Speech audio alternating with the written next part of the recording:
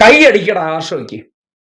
ദേ സ്മൃതി പരുത്തിക്കാടിന്റെ കച്ചേരി UDFന് വേണ്ടി അവരുടെ 2 ജനപ്രതിനിധികളെയും കൊണ്ടിരുത്തി പ്രത്യേക ചർച്ചയിൽ 3/4 മണിക്കൂറും 2 കച്ചേരിക്കാരെ ഇരുത്തി സ്മൃതീശൻ കോൺഗ്രസിന് വേണ്ടി വായ്ത്താരി ഇടിയിച്ചു കഴിഞ്ഞതിന് ശേഷം ഏറ്റവും ഒടുവിൽ ക്ലൈമാക്സ് ആയിട്ട് അവർ പറഞ്ഞു നിരത്തിയ ആരോപണത്തിനെല്ലാം കോറസ് വായിച്ചതിന് ശേഷം ഒരു ഔദാര്യം കൊടുക്കാൻ ചെന്നു. ആ ഔദാര്യം കൊടുക്കാൻ ചെന്ന സന്ദർഭത്തിൽ ആർഷോ തിരിച്ചിട്ട് കൊടുത്തൊരു പണിയുണ്ട്. പൊന്നു മോനെ, സ്മൃതി പരുത്തിക്കാട് പെട്ടെന്ന് അങ്ങനെ അത് മറന്നു പോകില്ല. എനിക്ക് എത്ര മിനിറ്റ് സമയം ചോദിച്ചു? ഒരു 3 മിനിറ്റ് 4 മിനിറ്റ്.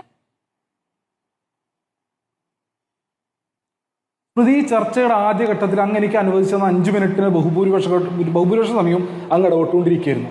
അതിനുശേഷം ഈ ചർച്ചയുടെ 3/4 പങ്ക് ഒരു രാഷ്ട്രീയ മുന്നണിയിലെ 2 പാർട്ടിയുടെ നേതാക്കന്മാർ, കോൺഗ്രസിന്റെ പ്രതിനിധി, അതേപോലെ തന്നെ UDF മുന്നണിക്കകത്തെ RSPയുടെ നേതാവ്, ഈ 2 പേരും ഈ ചർച്ചയുടെ 3/4 സമയവും എടുത്ത് നടത്തിയിട്ടുള്ള അഭിപ്രായ പ്രകടനങ്ങൾ, അതിനകത്ത് മറുപടി പറയുന്നതിന് വേണ്ടി അങ്ങ് ഈ ചർച്ചയുടെ അവസാനത്തെ 2 മിനിറ്റ് എനിക്ക് അനുവദിച്ചിരിക്കുകയാണ്.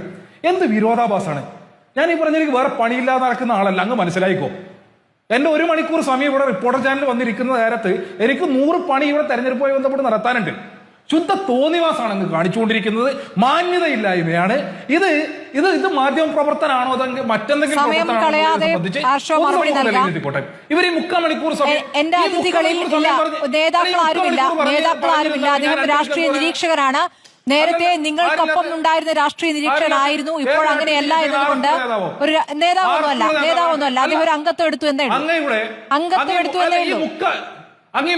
സമയം കളയാണ്ട് ആർഷോ മറുപടി പറയൂ. ആർഷോ, ഇത് എന്തിനാണ് ഈ ബഹളം വെക്കുന്നത്? ആർഷോ പകുതി സമയവും ബഹളത്തിന് സമയം കളയാണ്, ഉത്തരത്തിലേക്ക് വരുന്നില്ല. എടുത്തു നോക്കൂ, ആർഷോ എടുത്തു നോക്കിയാൽ മതി.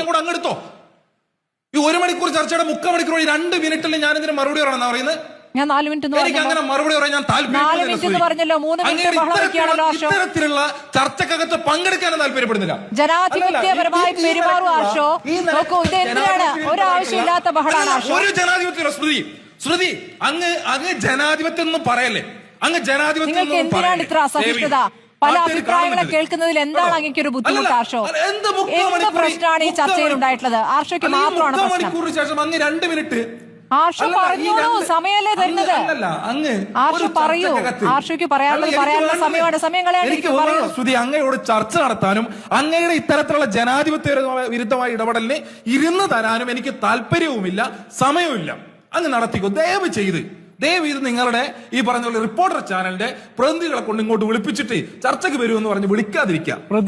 ചർച്ചയിൽ ഉന്നയിച്ച ഒരു ചോദ്യത്തിന് പോലും ഉത്തരം പറയാതെ 8 മണിയാകുമ്പോൾ ഇറങ്ങിപ്പോകൽ നാടകം. സ്ഥിരം പരിപാടിയും ജനാധിപത്യ ബോധം.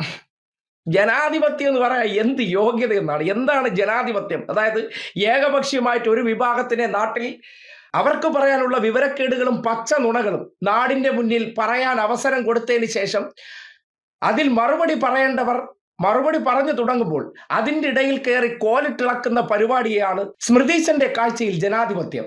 ആ ജനാധിപത്യത്തിന് തൽക്കാലം ഇരുന്ന് തരാൻ സൗകര്യമില്ല എന്ന നിലയ്ക്ക് അവിടെ പരിപാടി അവസാനിപ്പിച്ച് കച്ചേരിക്കാരുടെയും അവതാരകയുടെയും മുഖമടച്ചൊന്ന് കൊടുത്തതിന് ശേഷം ആ മൈക്ക് മൂരി എറിഞ്ഞിട്ട് പോയ പോക്കുണ്ടല്ലോ, അതിന് തന്നെയാണ് കൊടുക്കേണ്ടത് ഒരു കയ്യടി. ഇത്തരം ചർച്ചകളിൽ വേറെ പണിയില്ലാത്തതുകൊണ്ട് വന്നിരിക്കുന്നതല്ല. ഒരു വ്യക്തികളെ കൊണ്ടുവന്നിരുത്തി UDFന്റെ 2 പ്രതിനിധികൾ ഈ അടുത്ത കാലം വരെ നിരീക്ഷകനാക്കി ഇരുത്തി ഇപ്പോൾ UDF അംഗത്വം എടുത്ത ഹസ്കറിനെ നിരീക്ഷകനായിട്ടും ഒപ്പം തന്നെ അഖിലലോക വിവരക്കേടായിട്ടുള്ള മറ്റൊരു UDF പാനലിസ്റ്റിനെയും കൊണ്ടുവന്ന് ഇരുത്തിയതിന് ശേഷം 3/4 മണിക്കൂർ അവർക്ക് കൊടുക്കുന്നു. ബാക്കി BJPയും കൊണ്ട് പുലഭ്യം പറയുന്നു.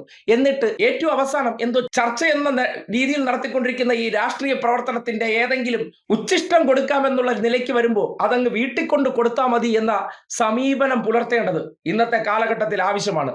ഇത്തരം ചർച്ചകളിൽ പോകുമ്പോൾ ചില പ്രതികരണങ്ങൾ എങ്ങനെ ഇങ്ങോട്ടേക്ക് തന്ന ആ രീതിയിൽ അതിൽ തിരിച്ചു തരും, അല്ല നിങ്ങൾ ഇവിടെ ഇരുന്ന് വായ്ത്താരി ഇടുന്നതല്ല ജനത്തിന്റെ നിലപാടെന്ന രീതിയിൽ അവിടെ അവസാനിപ്പിച്ച് ഇറങ്ങി പോകുന്നതിലുമുണ്ടൊരു അന്തസ്. ആ അന്തസ്സാണ് ആർഷോ കാട്ടിയത് നിസ്സംശയം പറയേണ്ടി വരികയാണ്. ഇതൊക്കെയാണ് ചില ചർച്ചകളിൽ ഇടതുപക്ഷത്തിന്റെ പാനലിസ്റ്റുകളായിട്ടുള്ളവർ പങ്കെടുക്കുന്നെങ്കിൽ ചെയ്യേണ്ട കാര്യം. അല്ലാതെ പട്ടി ഷോകൾക്ക് ഇരുന്നു കൊടുത്തതിന് ശേഷം അത് സോഷ്യൽ മീഡിയയിൽ കട്ട് ചെയ്ത് പ്രചരിപ്പിക്കാനുള്ള അവസരങ്ങൾ ഉണ്ടാക്കാതിരിക്കുക. എന്തായാലും സ്മൃതി പരുത്തിക്കാടിന്റെ അവസാന തന്ത്രത്തെയും ഇത്തരം ചർച്ചകൾക്ക് വിളിക്കരുത് എന്നുള്ള മറുപടി കൊടുത്തിട്ട് ഇറങ്ങി പോകുമ്പോൾ അത് ഒരു പാഠമായി മാറിയിട്ടുണ്ട് എന്നുള്ളതാണ് യാഥാർത്ഥ്യം.